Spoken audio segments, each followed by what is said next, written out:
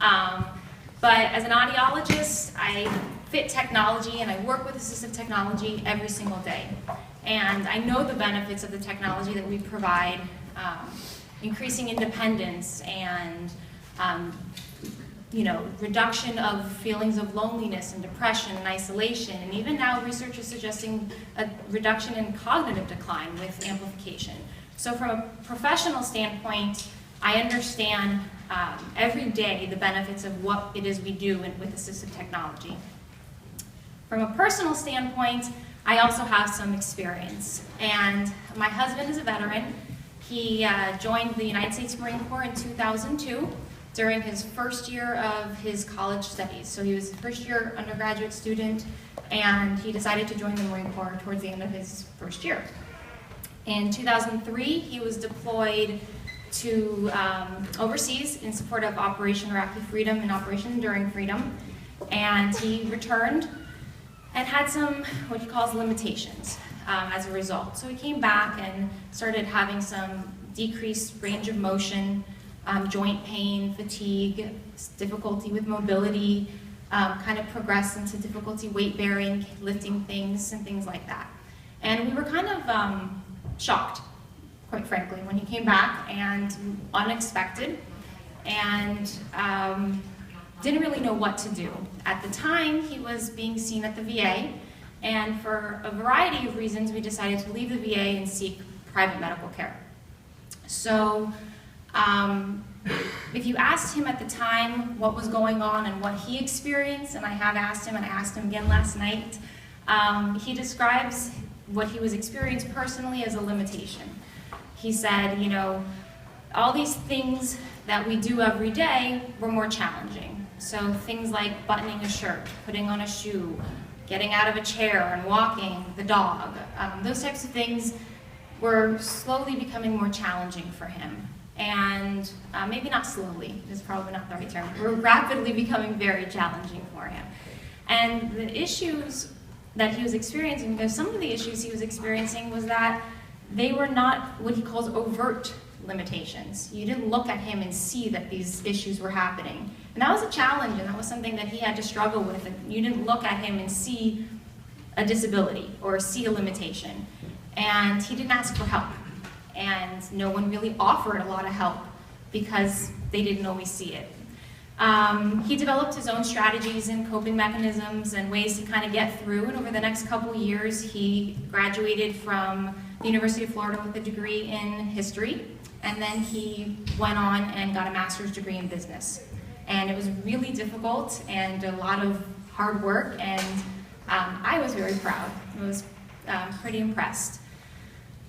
Around that time in 2009, we moved to Tampa, where the James A. Haley VA is, and we came back to the VA. And I was working at the VA at the time.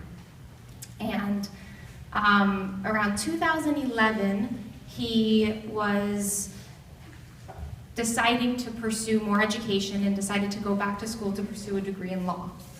And he was at his occupational therapist's appointment one day. And I will never forget this woman for as long as I live, and nor will he.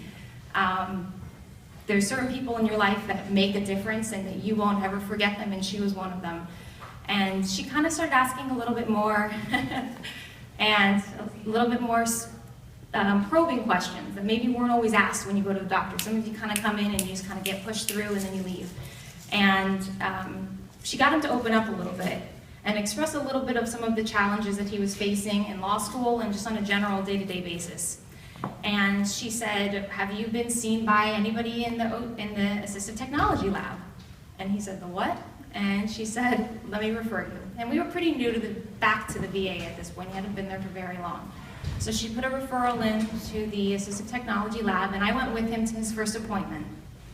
And we sat in there, and the staff there, who were incredible, I'm sure many of you know them, they're not here today, which I was actually kind of glad. I know that sounds terrible, but I feel like I would be even more nervous to talk about them in front of them.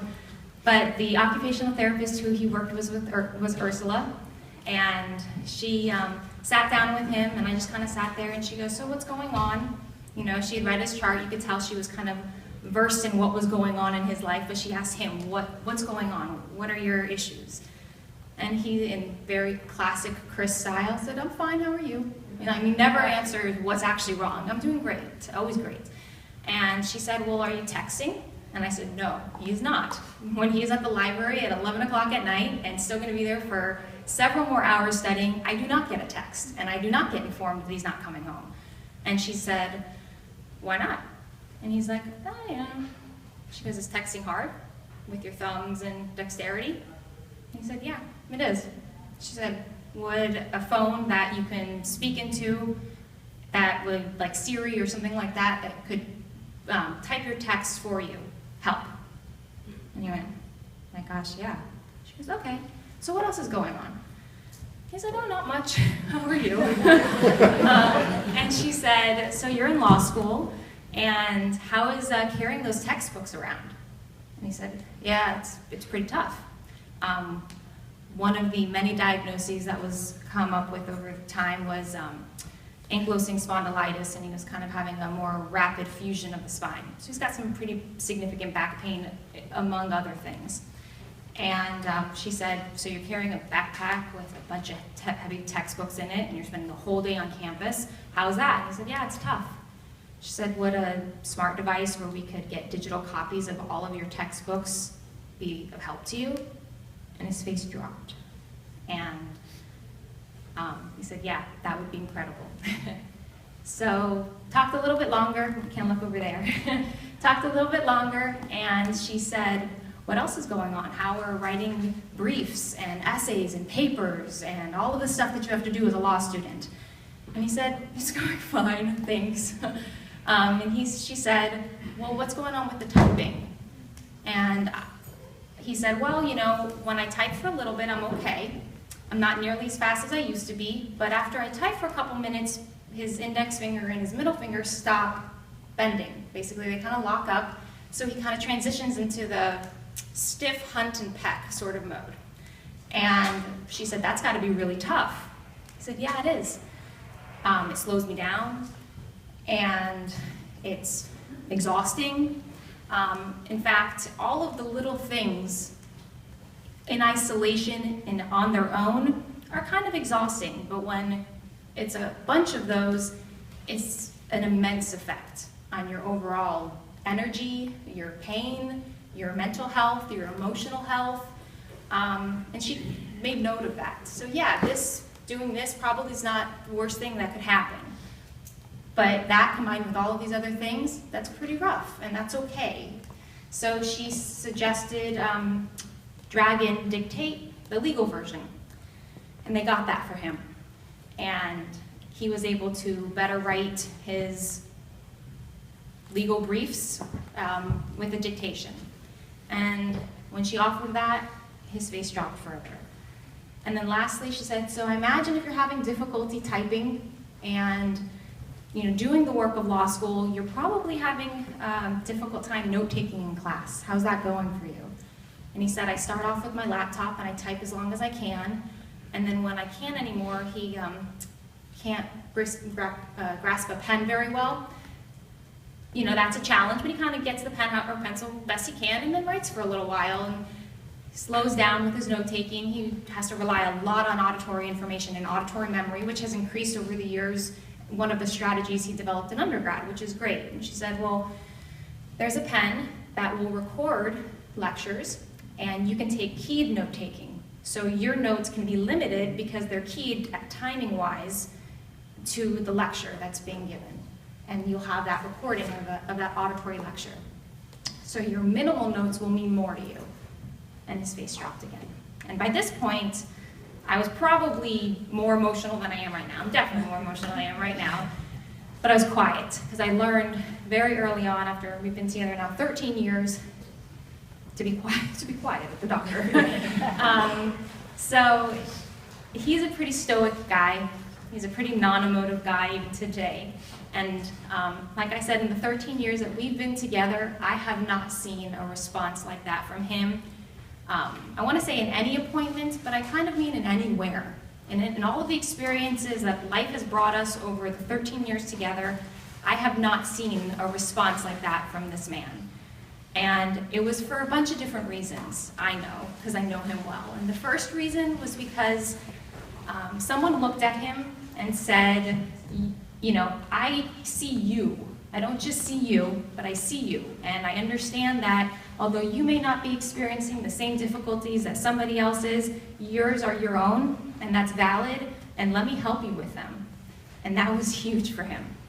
And the second reason was the actual benefit and life-changing technology that he was offered.